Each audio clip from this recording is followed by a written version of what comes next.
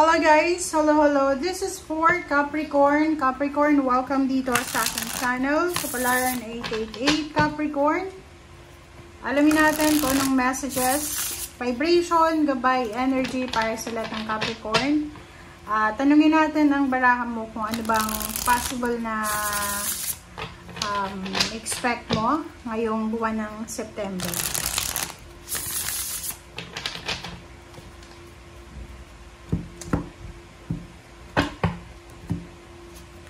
Okay, first card natin is Ace of Swords. Second is Chariot. Next is Two of Swords. Ace of Wands. Judgment. Okay. And sa ilalim mo ay Five of Cups.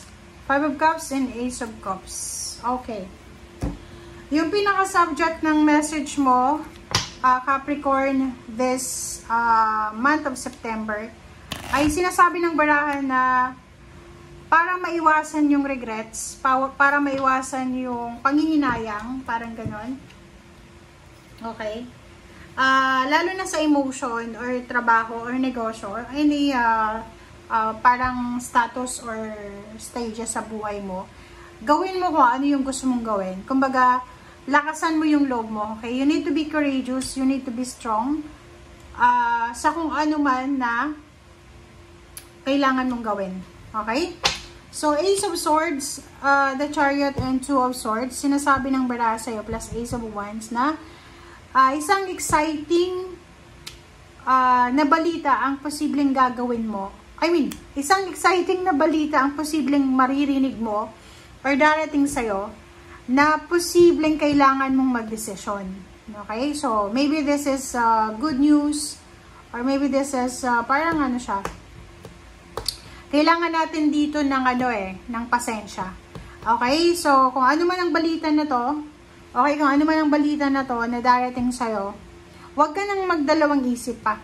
Okay? Maging excited ka So, before you decide, kailangan mong, kumbaga, i-weigh yung circumstances sa buhay and take charge of the situation para hindi ka magsisi sa bandang huli. Yun nga sinasabi ng baraha sa'yo, all in ka dapat para hindi ka magsisi sa bandang huli. Yun yung pinaka center ng September para sa'yo. Iwasan mo yung pagsisisi. Okay? Kumbaga, ibigay mo yung lahat-lahat. Sa relationship, huwag kang makinig sa iba na sasabihin sa'yo na, nako, kailangan diba, compete ka sa karelasyon. No. Ibigay mo yung lahat-lahat para hindi ka magsisi sa bandang huli. So, there's a decision making here na gagawin mo ngayong September. At yung napakaganda. Napakaganda ito, Capricorn. Kasi, isang desisyon, ang posibleng gagawin mo this September na pwedeng magdala sa'yo ng progress, ng achievements. Pwedeng magdala ng achievements, pwedeng magdala ng freedom, financial freedom, emotional, pwedeng magdala ng parang siya yung magiging stepping stone para sa target mo na, kung ano man yan, na target mo na goals. Okay? And sinasabi ng baraha sa'yo dito na kailangan mo, Capricorn, na mag-sacrifice daw. Okay? So, yung Chariot na yan, this is the manifestation card na sinasabi sa'yo na kung ano man tong tagumpay na naghihintay sa'yo, makukuha mo yan because of your hard work. Hindi ka man nanalo sa loto. Okay? Yung iba sa inyo dyan na masyadong nakafocus sa parang tawag dito, pagtaya sa loto or ano pa man, huwag kayong masyadong mag-focus dyan. Make sure na ibigay mo yung energy mo, yung strength mo sa pagtatrabaho. Kasi etong Chariot na to, hindi siya hard-earned success, hard-earned. Kailangan mong pag-ipunan, kailangan mong pagtiyagaan, kailangan mo dito ng strength. Okay?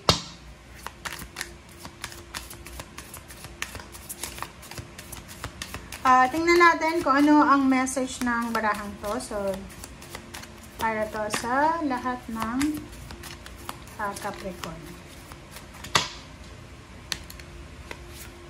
Okay, Capricorn hobbies. May mga Capricorn dito na because of hobbies nila sa buhay, sa araw-araw, meron silang ginagawa na parang pampalipas oras lang. na posibleng yun yung maging stepping stone para sa kanilang financial success. Like may mga hobbies lang kayo na ginagawa na pwede nyong i-document, pwede nyong i-post sa social media, na pwede nyong pagkakitaan. Alright, so let's check.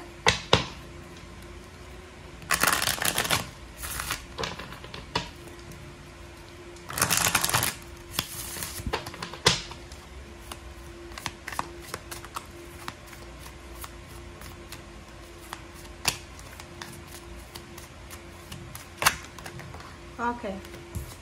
New Moon in Capricorn. Step up and lead. Wow.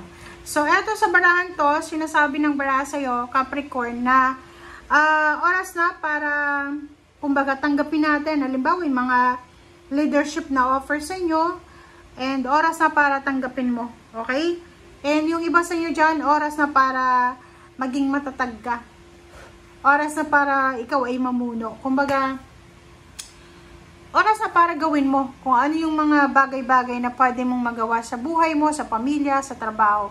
Oras na para tanggapin yung pagiging leader mo. Kumbaga, alam mo kasi yung mga Capricorn, isa sila sa mga zodiac sign na talagang in terms of leadership, sila yung magaling talaga mag-lead. Kahit sa pamilya, magaling din sila mag-guide ng mga family members nila. So, malaking bagay ito na posibleng bubuksan sa'yo ng universe.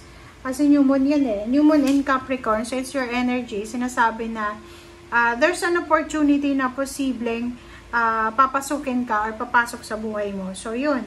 Yun nga, pwedeng may mga leadership offers. Pwedeng yun, may salary increase, higher position, or new job, new career, or travel. So, yun yung kailangan mong bigyan ng pansin.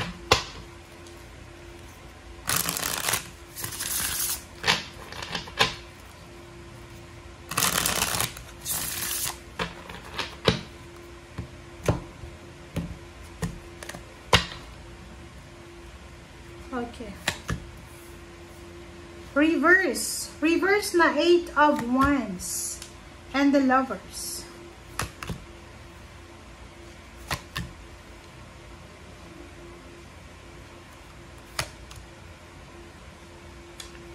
Okay, Capricorn.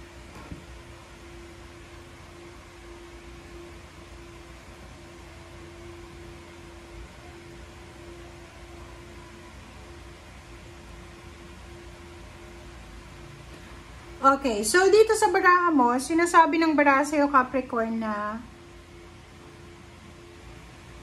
meron ka na kailangan i-let go para makamit mo daw ang total success sa buhay mo. So, like for example, kung gusto mo daw na maging maayos ang relationship mo, intimate, boyfriend, girlfriend, asawa, pamilya, kung gusto nyong maging maayos yung pamumuhay nyo, sinasabi ng barasa nyo dito na kailangan nyong mag-focus sa emosyon nyo or mag-focus kayo sa mga araw-araw nyong ginagawa. Diba parang gano'n? Halimbawa na gusto mong maayos yung pamilya mo, kailangan nating pag-aralan kung paano natin aayusin yung family. Sa relationship din, iwasan natin yung sobrang pagmamadali. Kasi eto, tingnan mo, etong 8 of Wands na reverse, sinasabi ng barasa dito na iwasan natin maging mainitin ng ulo, maging aggressive, lalo na sa relationship or sa trabaho. Basta, halimbawa, kung bago ka lang sa trabaho, make sure na magpasensya tayo, lalo na sa mga baguhan, okay? Relationship, sinasabi ng baraha, we need to be patient sa karelasyon natin.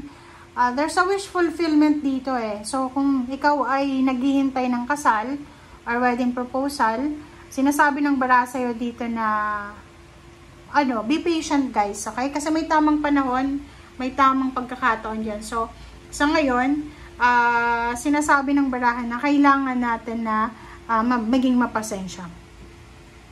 Lalo na sa pamilya, kung gusto natin na maging masaya tayo, kung gusto natin na maging tahimik ang buhay natin, kung gusto natin na maiwasan yung gulo, ang sabi ng barasa dito na yun, kailangan ano lang tayo, patient lang tayo, dahan-dahan lang tayo.